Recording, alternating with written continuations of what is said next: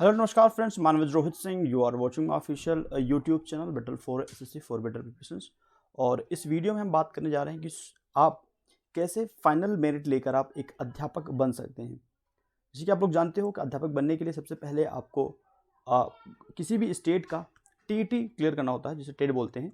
ठीक है, teacher eligibility test. तो इसको क्वालिफाई करना होता है। जैसे यूपी का है तो यूपी टीईटी होता है, और राजस्थान का है तो आर टीईटी होता है। तो ऐसे हर एक स्टेट का होता है। उसके बाद सुपर टेट होता है। तो सुपर टेट में आप एग्ज़ाम में जब मेरिट लाते हैं तो उसके बाद आपको सिलेक्शन हो जाता है। तो उसी बारे में बात करेंगे। तो सबसे पहले हम डिस्कस कर रहे हैं कि आपको प्रोसेस क्या होगा।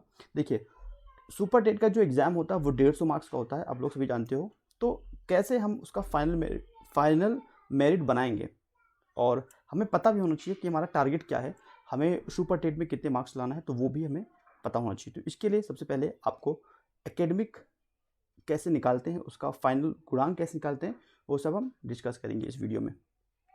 ठीक है, तो जैसे कि आप लोग जानते हो कि एकेडमिक का आपको 40%, ठीक है, सुपर टेट में फाइनल मेरिट बनती है, एकेडमिक है तो उसका आपका लगभग 40%, ठीक है, और रिटन टेस्ट का आपका 60%। ठीक है,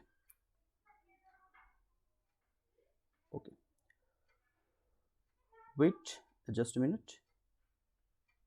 देखिए, एकेडमिक होता है तो उसका लगभग आपका 40% होता है, तो 40% मार्क्स। और रिटन टेस्ट किसका? सुपर टेट का जब 150 मार्क्स का आप एग्जाम देंगे तो उसमें आपका 60% मार्क्स इंक्लूड किया जाएगा, जोड़ा जाएगा, तब आपकी फाइनल मेरिट बनती है। तो वो चीज़ आपको क्लिक करना होगा। ठीक है, देखो, सबसे पहले आपको क्या करना होगा। सबसे पहले आपका हाई स्कूल का 10% जुड़ता है। 40% क्या है कि हाई स्कूल का 10%, और 12th का 10%, एंड ग्रेजुएशन का आपका 10%। ठीक है, एंड आफ्टर दैट आपका, अगर आपने बीटीसी किया है या बीएड किया है तो उसके लिए आपको 10% आपको ऐड करना होता है। ठीक है, तो इन चारों जो एकेडमिक का ये जुड़कर आपको होता है पूरे 40%। और परसेंटेज निकालना बहुत आसान है। जैसे कि मान लीजिए आपने एग्ज़ाम में आप मेरिट आपके जैसे कि 70% है, ठीक है, 70%, तो 70% है आपका नंबर, और उसका 10% अगर हम निकालते हैं तो ये आपका 10 निकलेगा। ठीक है, अगर परसेंटेज निकालते हैं तो 10 मार्क्स हो गया। इट मीन्स कि आपका अगर हाई स्कूल में 70 नंबर है, 70 मार्क्स है परसेंटेज में, तो आपका 7 हो जाएगा ये आपका नंबर। अगर 12th में सपोज दैट आपका 80 है, 80 नंबर है, और इसका 80% है, बार बार नंबर बोल रहा हूँ, 80% है, तो उसका 8 मार्क्स आपका जुड़ेगा। ठीक है, और सपोज दैट ग्रेजुएशन में आपने 60% ले आए, ठीक है, और 60% का आपका 10% निकलेगा, तो ये आपका 6 मार्क्स गेन होगा। ठीक है, इसी तरीके से बीटीसी या बीएड में भी आपने मार्क्स गेन किया है, सपोज दैट आपने 60% इसमें भी गेन किया है, तो इसका भी आपका 10%। तो इस प्रकार से आपका ये 6 मार्क्स आपको यहाँ कैलकुलेट किया जाएगा। उसके बाद ये जो टोटल है ना, ये जुड़ेगा। जैसे कि आप जोड़ सकते हैं, 7 और 8 15, 15 6 21, और 21 और 6 आपका हो गया 27। तो ये आपका 27 मार्क्स यहाँ से आपको मिलेगा, और ये ऐड होगा आपका एकेडमिक, इसको बोलते हैं एकेडमिक मार्क्स। ठीक है, और रिटन टेस्ट जैसे कि 27 मार्क्स यहाँ पे आए, और आपने सुपर टेट का रिटन एग्जाम दिया जिसमें 13 सब्जेक्ट होता है, काफ़ी वास्ट सिलेबस होता है। तो सपोज दैट इसमें से आपको 150 150 मार्क्स है, तो 150 में से मान के चलते हैं कि 120 नंबर आपका आता है। ठीक है, 120, तो इसका 60% निकालेंगे। ठीक है, 150 में से 120 और उसका 60%, ये जब निकलेगा तब वो आपका होगा सुपर टेट का मार्क्स जुड़ेगा 60%।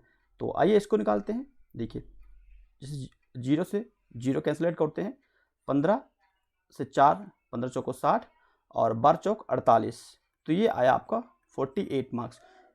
मतलब 120 मार्क्स आप पाए सुपर टेट में, लेकिन जो फाइनल मेरिट में जुड़ेगा वो आपका 48 नंबर्स जुड़ेगा। मतलब आपकी 48 यहाँ पर, और प्रीवियस कितना था 27, तो 27 आपका एकेडमिक। ठीक है, तो 7 और 8 ये होगा 15, और 4 2 6 7, मतलब आपकी जो मेरिट बनेगा ना वो 75 रहेगा। सो डिपेंड करता है, जैसे इस पिछली बार जो गया था ना मेरिट वो 70 से अबव था। तो अगर इस तरीके से आपका परफॉर्मेंस रहता है तो आप एक अध्यापक बन जाएंगे। ये पूरा प्रोसेस होता है आप गुणांक निकालने का। गुणांक निकालने का आई होप आपको समझ में आ गया होगा। पूरे एकेडमिक का, हाई स्कूल का 10%, 12th का आपका 10% निकालते हैं, ग्रेजुएशन का जो भी मार्क्स है उसका 10%, और बीटीसी और बीएड उसका 10%। तो ये आपका एकेडमिक होता है। अच्छा, इसमें अब थोड़ा इश्यू मैं बताता हूँ क्या है। देखिए, जैसे कि सुपर टीटी होता है, तो टीटी क्या है, वो एक प्रकार का प्रीलिम एग्जाम है। उसमें क्या होता है, उसमें छटने का प्रक्रिया होता है, तो बच्चे उसमें क्या छट जाते हैं। उसके बाद सुपर टेट होता है, तो वो एक प्रकार का मेंस है। तो ये कुछ बच्चों के साथ नाइंसाफ़ी होता है। क्यों? क्योंकि हम लोग को पता है कि 2012 से लेके और 3-4 साल जो सपा सरकार थी उसमें बहुत सारा क्या हुआ था, एजुकेशन का स्तर बहुत गिरा हुआ था, तो बहुत सारा नकल हुआ था उसमें। और उस हिसाब से जो उससे पहले के बच्चे हैं उनका जो एकेडमिक मार्क्स है ना, ये तो मैंने 27 कैलकुलेट किया है। बहुत बच्चे का क्या होता है 22 नंबर बनता है एकेडमिक, किसी का 20 बन रहा है। तो इन बच्चों के साथ थोड़ी सी नाइंसाफ़ी होती है, क्योंकि एकेडमिक में वो बच्चे ज़्यादा मार्क्स ले आते हैं जिन्होंने चीटिंग करके नंबर्स लाए हैं। ऐसे बच्चे जो कि 85% लाते हैं 10th में और 90% लाते हैं 12th में, रियलिटी में वो उतने काबिल होते नहीं हैं। तो ये थोड़ा सा लूप है। आई होप इसमें सरकार आगे चल के चेंजेस ज़रूर करेगी। और मेरे इस बातों से बहुत लोग खफा भी हो सकते हैं कि ऐसा कैसे बोल रहे हो, लेकिन ये फैक्ट है।